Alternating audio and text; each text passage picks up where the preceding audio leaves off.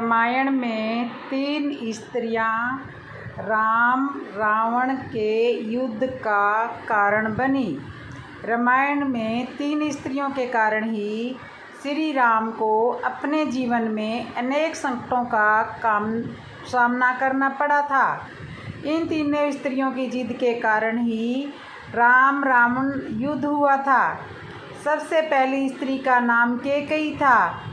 रानी कैकेयी यदि अपनी जिद छोड़ देती तो राम को 14 वर्ष का वनवास नहीं होता, लेकिन रानी कैकेयी ने महाराज दशरथ से 2 वरदान मांगकर श्री राम के जीवन में सबसे बड़ा संकट पैदा कर दिया था।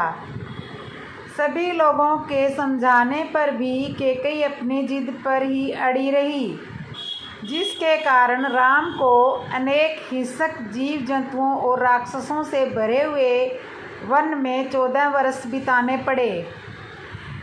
10 वर्ष तो श्री राम ने अनेक ऋषियों के आश्रम पर रहकर काट लिए थे, लेकिन जैसे ही श्री राम पंचवटी में अपनी कुटिया बनाकर रहने लगे, उसके बाद तो उनके जीवन में संकट ही संकट आते रहे। दूसरी स्त्री शूर्पणखा थी।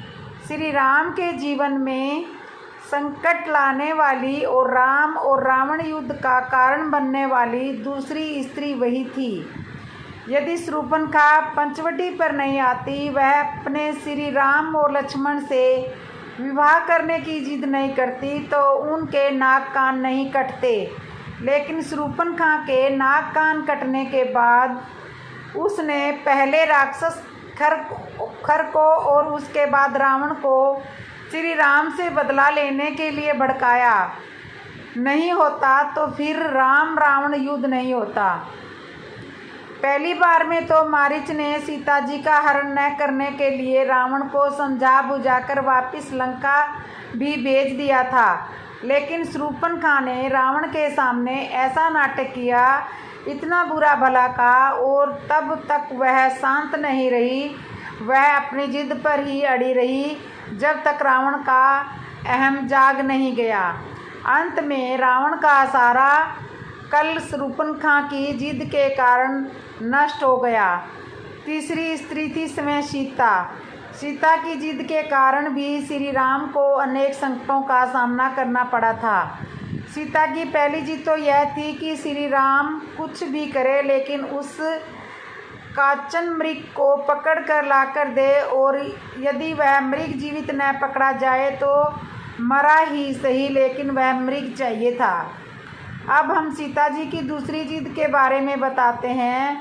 जब पंचवटी के आसपास वह कंचन मृग घूम रहा था, तभी लक्ष्मण ने संदेह जताते हुए अपने बड़े भाई श्री राम से कहा था कि वह कोई मायावी मृग रूपी राक्षस दिखाई पड़ता है, जरूर इसका यहाँ आने का कोई उद्देश्य होगा। लेकिन सीता जी की जिद के कारण जब श्री राम उस मृग को जीवित या मृत लेने के लिए गए, तो उसके बाद श्री राम ने जैसे इस मृग की तरफ अपना बाण छोड़ा, वह बाण जाकर उस मृग के शरीर में लगा। बाण लगते ही मारीच मृग रूप को त्याग कर राक्षस रूप में आ गया और जोर जोर से चिल्लाने लगा, हाय सीता, हाय लक्ष्मण। श्री राम को समझ में नहीं आ गया था कि लक्ष्मण ने ठीक ही कहा था, यह कोई मायावी राक्षस ही है। देखा तो वह मारीच था। कुछ क्षणों के बाद ही मारीच, जो मृग रूप में था, मृत्यु को प्राप्त हो गया। लेकिन दूसरी तरफ मारीच के जोर जोर चिल्लाने की आवाज़ सीता जी के कानों में जैसे ही पड़ी, सीता जी समझी कि श्री राम पर कोई संकट आया है। इसलिए उन्होंने लक्ष्मण को शीघ्र ही उस आवाज़ वाली दिशा में जाने के लिए कहा, लेकिन लक्ष्मण ने देवी सीता की रक्षा के उद्देश्य से और अपने बड़े भाई के आदेश के कारण पंचवटी से जाना उचित नहीं समझा। इस बात पर सीता जी इतनी रुष्ट हो गई कि उन्होंने लक्ष्मण जी को बहुत बुरा भला कहा। लक्ष्मण से सीता जी कहने लगी कि हे लक्ष्मण, लगता है तुम अपने भाई के हितैषी नहीं बल्कि शत्रु दिखाई पड़ते हो। तुम्हारे मन में जरूर कोई ना कोई खोट आ गया है। तुम ये नहीं चाहते कि श्री राम की रक्षा हो और वह बच जाए। भाई के शत्रु दिखाई पड़ते हो, तुम्हारे मन में जरूर कोई खोट आ गया है। तुम नहीं चाहते कि राम की रक्षा हो। लगता है कि तुम मेरे पति श्री राम की मृत्यु के बाद मुझे पाना चाहते हो, इसलिए तुम उनकी सहायता के लिए नहीं जा रहे हो, ऐसा मुझे प्रतीत होता है। तुम्हें अपने भाई के प्रति कोई प्रेम नहीं है। तुम जानबूझकर श्री राम को संकट में पड़ा हुआ देखना चाहते हो, जिनकी रक्षा और सेवा के लिए तुम यहाँ आए थे। यदि उनके प्राण संकट में पड़ गए हो तो वहाँ मेरी रक्षा का क्या होगा। लक्ष्मण जी कहने लगे, हे देवी, आप विश्वास करें, नाग, असुर, गंधर्व, देवता, दानव और राक्षस ये सब मिलकर भी आपके पति को परास्त नहीं कर सकते, इसलिए आप निश्चित रहे, उन्हें कुछ नहीं होगा। श्री राम को युद्ध में कोई नहीं हरा सकता, अतः आपको ऐसी बात नहीं करनी चाहिए। यदि मैं उनकी सहायता के लिए गया तो इस भयानक वन में आप अकेली रह जाएंगी और मैं आपको अकेली नहीं छोड़ना चाहता। मेरे भ्राता श्री राम उस सुंदर मृग को मारकर शीघ्र ही लौट आएंगे। जो शब्द आपने सुने हैं अवश्य ही किसी मायावी राक्षस की माया है। हे देवी, भैया ने स्वयं आपकी रक्षा के लिए मुझे यहाँ पर रहने की जिम्मेवारी सौंपी है, अतः आपको मैं अकेले नहीं छोड़ सकता। लेकिन सीता जी को तो अपनी जिद पर ही अड़िग थी। लक्ष्मण की कोई भी बात उनको समझ में नहीं आ रही थी। सीता को लक्ष्मण के समझाने पर सांत्वना नहीं मिल रही थी, बल्कि क्रोधित होकर आंखें लाल करके कठोर शब्दों में कहने लगी कि हे लक्ष्मण, मैं तुम्हें खूब समझती हूँ। श्री राम किसी भारी विपत्ति में पड़ गए हैं। तू यही चाहता है, इसलिए तू राम पर संकट आया देखकर भी ऐसी बातें बनाकर मुझे सांत्वना दे रहा है। लक्ष्मण, तू अत्यंत ही क्रूर है और इसमें कोई आश्चर्य की बात नहीं है कि तू छिपा हुआ शत्रु है। अयोध्या से श्री राम को अकेले वन में आते देख मुझे प्राप्त करने के लिए ही तो उनके पीछे पीछे चला आया है, और यह भी संभव हो जाता है कि तुझे भरत ने ही भेजा है।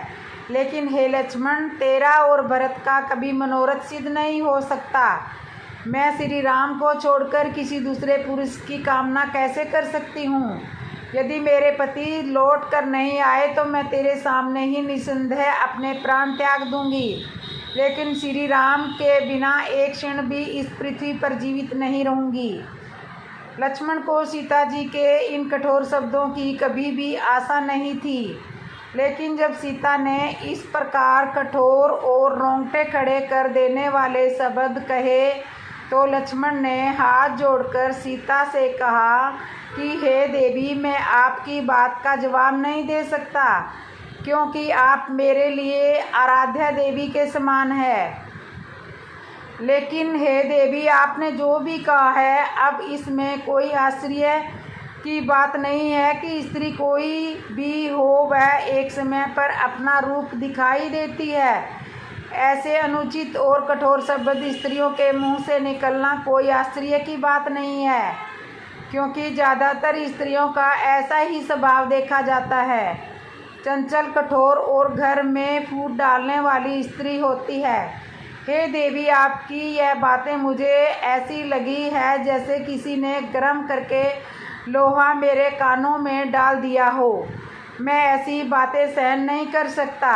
मैंने तो न्याययुक्त बात कही है, तो मैं आपने मेरे प्रति ऐसे कठोर शब्द कहे हैं। निश्चय ही आज आपकी बुद्धि मारी गई है। आप समय ही नष्ट होना चाहती हैं। धिक्कार है आपको जो आप मुझ पर ऐसा संदेह करती हैं। मैं अपने बड़े भाई की आज्ञा का पालन दृढ़पूर्वक कर रहा हूँ, लेकिन आप साधारण स्त्री के दुष्ट स्वभाव को अपना कर मेरे प्रति ऐसा व्यवहार कर रही हैं। अच्छा ठीक है, यदि आप ऐसा ही चाहती है तो मैं वहीं जाता हूँ जहाँ भैया श्री राम गए हुए हैं। अब तो मैं यही कामना कर सकता हूँ कि वन के जितने भी देवता वे आपकी रक्षा करें, क्योंकि इस समय मेरे सामने अनेक अपशकुन दिखाई दे रहे हैं। मुझे संदेह हो रहा है कि यदि मैं यहाँ से गया तो वापस श्री राम जी के साथ लौट कर आया तो शायद मैं तुम्हें सकुशल ना देख पाऊँ।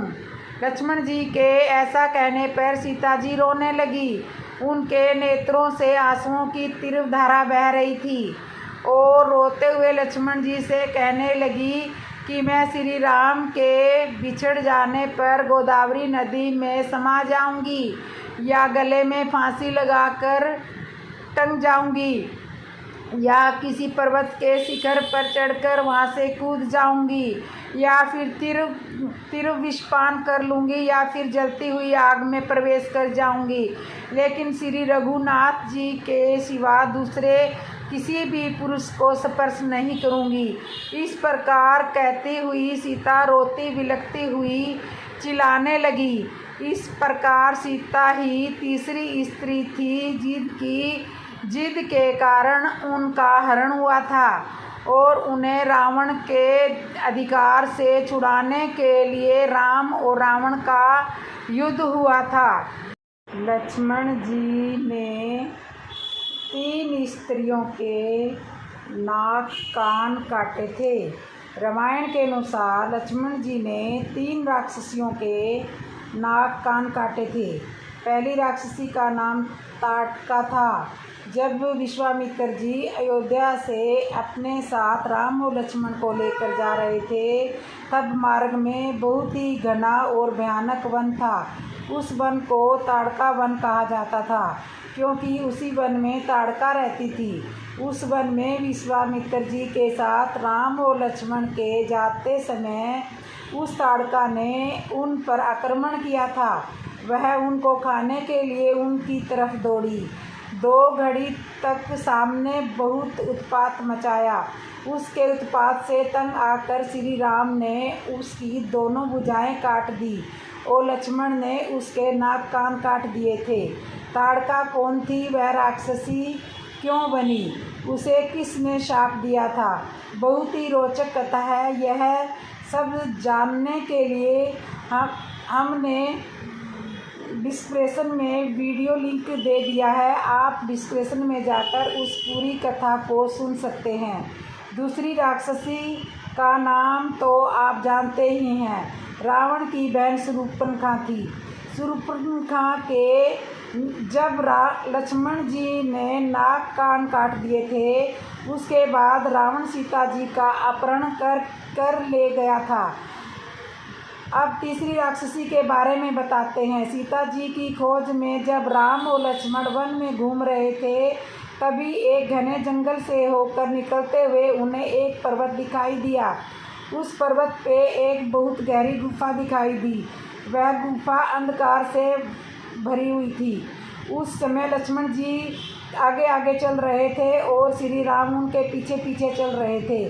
उस गुफा के समीप ही उन्होंने एक विशाल काया राक्षसी देखी, जिसका मुंह बहुत बड़ा था। वह बड़ी विकराल और भयानक दिखाई देती थी। घातक पशुओं को भी पकड़ पकड़ कर खा जाती थी। उसका आकार बहुत बड़ा था, बाल खुले हुए थे। जैसे ही लक्ष्मण जी उसके समीप पहुँचे, वैसे ही उसने अपना आकार बिना बातचीत किए ही लक्ष्मण जी का हाथ पकड़ लिया और कहने लगी कि हे वीर योद्धा, मेरा नाम अयोमुखी है। मैं तुम्हारी पत्नी बनना चाहती हूँ। तुम शीघ्र ही मेरे पति बन जाओ और आओ हम दोनों रमण करें। इतना कहकर वह राक्षसी बलपूर्वक लक्ष्मण जी को ले जाने लगी। तभी लक्ष्मण जी ने मौका पाकर उस राक्षसी के नाक कान काट कर और स्तन काट दिए।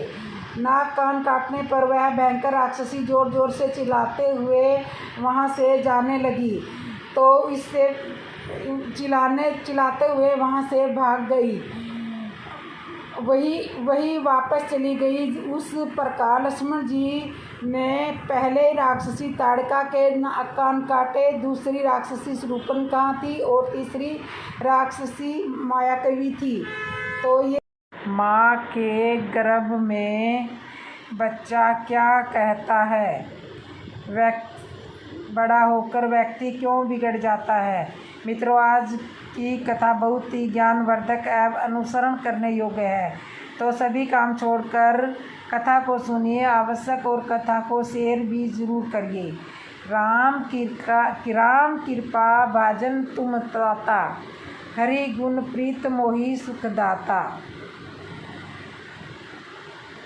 तोते नाही कछु तुम ही दुराहु, परम रहस्य मनोहर गवाहु।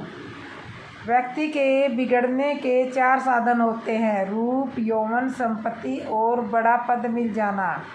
सुंदर रूप का होना, युवावस्था का होना, ज़्यादा संपत्ति का होना, ऊंचा पद मिल जाना। इन चारों चीज़ों के साथ में यदि विवेक नहीं तो निश्चल रूप से वो व्यक्ति अनर्थ किए बिना नहीं रह सकता।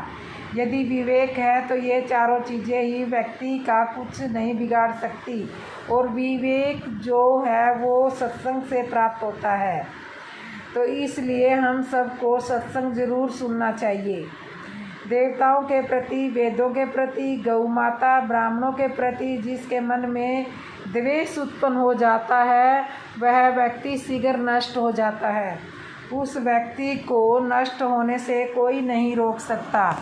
इसलिए आप सभी से आग्रह है कि देवताओं, वेद, ब्राह्मणों और गौ माता का हमेशा सम्मान करना चाहिए। हमें गौ माता की हमेशा सेवा करनी चाहिए। भागवत के एक प्रसंग में भगवान कपिल जी माँ देवहूति को उपदेश देते हुए कहते हैं, कण कण में रहने वाले मुझ परमात्मा को जिसमें सब ने नहीं देखा, उस व्यक्ति की मूर्ति पूजा में भी मैं उसे मिलने वाला नहीं। उसकी मूर्ति पूजा भी तो ऐसे ही है जैसे राख में किया गया हवन। माता देवहूति ने पूछा, मातृ गर्भ में तो जीव को बड़ा सुख मिलता होगा, न सर्दी है, न गर्मी है, न शोक है, न मोह है। कपिल जी बोले, यह मत पूछो माता, माँ के गर्भ में जीव को जितनी तकलीफ होती है उतनी न पहले कभी होती थी और न कभी बाद में होती है। भगवान कपिल कहते हैं, माता जी, यह जीव अपनी माता के गर्भाशय में झिल्ली में लिपटा हुआ, आंतों में गिरा हुआ रहता है। उसका सिर पेट की ओर तथा पीठ और गर्दन कुंडलाकर मुड़े हो रहते हैं। यह जीव बिछड़े में बंद पड़े पक्षी के समान पराधीन एवं अपने अंगों को हिलाने डुलाने में भी असमर्थ रहता है। इतना कष्ट होता है कि हजारों छोटे छोटे कीटाणु जो मातृगर्भ में पलते हैं वे जीव के कोमल शरीर को काटते हैं। जीव तड़पता है, चिल्लाता है, सुने कौन। कभी माँ चटपटी वस्तु का सेवन कर ले तो उसको कष्ट होता है। माँ कभी गर्म वस्तु का सेवन कर ले तो इसको कष्ट होता है। 7वां महीना आते ही जन्म जन्मांतर के कर्म इसको याद आते हैं और भगवान की स्तुति करता है। परमात्मा से कहता है, भगवान एक बार मुझे गर्भ से निकालो, गर्भ से बाहर करो। प्रभु ऐसा भजन करूँगा कि फिर कभी गर्भ में नहीं आना पड़े। भगवान कहते हैं, तुम गर्भ में ही स्तुति करते हो, बाहर आते ही सब भूल जाओगे। जीव कहता है, सत्य कहता हूँ, एक बार गर्भ से बाहर निकाल कर देखो, मैं तुम्हें नहीं भूलूँगा। बड़ी बड़ी प्रतिज्ञा करता है। 9वां महीना पूर्ण हुआ, 10वां मास आरंभ हुआ और जैसे ही प्रसव की वायु का वेग आया, जीव मातृ गर्भ में तुरंत संसार में आ जाता है। माता देवहूति ने कहा, गर्भ में बड़ी तकलीफ थी, बाहर आ गया तो अब सुख मिलेगा। कपिल जी ने कहा, माता सत्य कहता हूँ, बाहर भी सुख नहीं है। अच्छा मित्रों, आप कमेंट में बताओ, मैं आपसे पूछती हूँ कि सुख मिला किसी को, आप बिल्कुल सत्य समझना। मैंने कई विद्वान, बलवानों, धनवानों और नज़दीकी से देखा है कि वो एक दूसरे को सुखी बताते हैं। समय कोई भी सुखी नहीं है, अपने आप कोई भी सुखी नहीं है। राजा कहे महाराज सुखी, महाराज कहे सुख इंद्र को भारी, इंद्र कहे ब्रह्मा को सुख, ब्रह्मा कहे सुख विष्णु को भारी। तुलसीदास विचार करे, हरि भजन बिना सब जीव दुखिहारी। मित्रों, बाहर भी सुख नहीं है, काहे का सुख। बालक जन्म लेता है, पल्ले में सो रहा है, उसे मच्छर काट रहे हैं, लेकिन बता नहीं सकता कि मुझे क्या तकलीफ़ है। थोड़ा और बड़ा हुआ, बच्चे ने अपने मन को 3 जगह बांट दिया, माँ, पिताजी और भाई में। और बड़ा हुआ तो इन मित्रों में बट गया। जब पढ़ने जा रहे हैं साहब, माता पिता बालकन बुलावे, उदर भरे सो ही धर्म सिखावे। पेट भरने की विद्या सीखने जा रहे हैं, पढ़ लिख कर डिग्रियाँ लेकर आए, माता पिता ने शादी कर दी। अब तक माता में ममता थी, पिताजी में अनुराग था। सारी ममता और अनुराग की डोरी को श्रीमती जी के पल्लू में बांध दी। जब तक शादी नहीं हुई बेटा, तब तक माता पिता का था। बेटे की शादी होते ही बेटा पराया हो गया। फिर माता पिता का कहना नहीं करेगा, श्रीमती का कहना करेगा। युवावस्था ऐसे बीत गई, बुढ़ापा आया तो रोगों ने घेर लिया, और जैसे ही जीव आया था वैसे ही चला गया। बार बार जन्म लेता है, बार बार मर जाता है, बार बार माता के गर्भ में आता है। इस आवागमन से छुटकारा मिल नहीं पाता। संसार की इन विषम परिस्थितियों में हमें यही शिक्षा मिलनी चाहिए, माना कि कर्म सभी संसार के करें, परंतु परमात्मा के प्रति भक्ति नहीं तोड़े। परमात्मा के प्रति भक्ति के 3 साधन हैं, 3 धाराएं हैं, विश्वास, संबंध और समर्पण। भक्ति आरंभ होती है विश्वास से। परमात्मा के प्रति विश्वास करो, बिना विश्वास के भक्ति नहीं होती।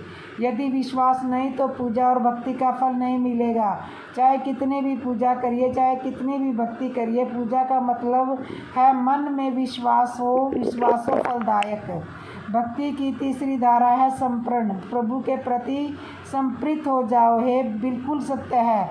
लेकिन परमात्मा के प्रति विश्वास, संबंध और समर्पण, ये तीनों ही बातें आएंगी कैसे? श्रीमद् भागवत कथा, श्रीमद् भगवत गीता, श्री रामचरितमानस जी का श्रवण करो। कीर्तन से परमात्मा के नाम का गान करो। जब प्रभु के नाम को गाएंगे तो नाम को गाते गाते मन पवित्र होगा। फिर मन में चिंतन की भावना बढ़ेगी। चिंतन से ही परमात्मा की प्राप्ति हो जाएगी। मित्रों, आत्मा के किसी प्रसंग के साथ आप श्री के सम्मुख उपस्थित रहने की कोशिश करो। तो दोस्तों, अगर वीडियो पसंद आई हो तो वीडियो को लाइक करना, शेयर करना, कमेंट में जय श्री राम ज़रूर लिखना और चैनल को सब्सक्राइब कर लेना। बोलो जय श्री राम।